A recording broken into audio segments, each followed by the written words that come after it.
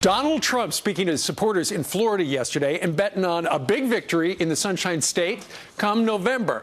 And he might just be right. Here now with his brand new and improved electoral map and a look into his crystal ball, Larry Sabato, the director of University of Virginia's Center for Politics. Larry, good morning to you. Good morning, Steve. Something curious has happened.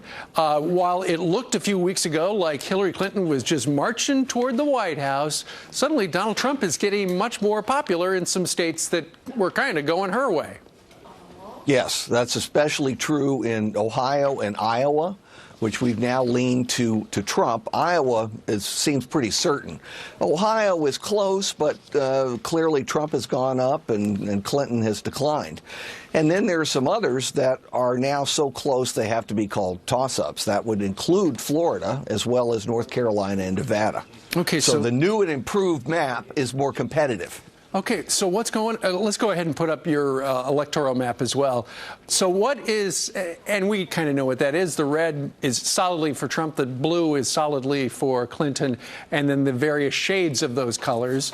What's happening with the people out there in America that they are suddenly becoming more open to Mr. Trump as president, perhaps, in some certain quarters?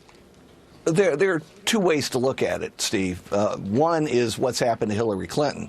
She's had the toughest couple of weeks of her general election campaign between deplorables and the pneumonia episode and the videotape of the collapse.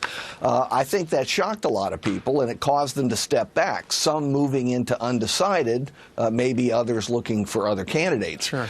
For Donald Trump, he's had a more disciplined campaign, usually, when they can keep him on the teleprompter and keep him from making, side remarks during rallies. The new campaign team, I think, has done a good job with him. So it's that combination. But keep in mind, Steve, this is retrospective. Sure. All right? We're looking back and trying to peg where the states maybe were last week or are over the weekend. And we're heading up for that big debate on Monday, which could shake things up again. I completely agree with you. Finally, we'll be able to see them side by side. But let me ask you about something that happened over the last couple of days, over the last 48 hours. There have been terror strikes here in New York and New Jersey as well. During the primary season, there was one or two, and people tended to side with Trump and his tough approach to terror. Could that possibly improve his numbers going forward? Because I know you look at the polls, and Clinton and Trump are about tied when it comes to handling terror.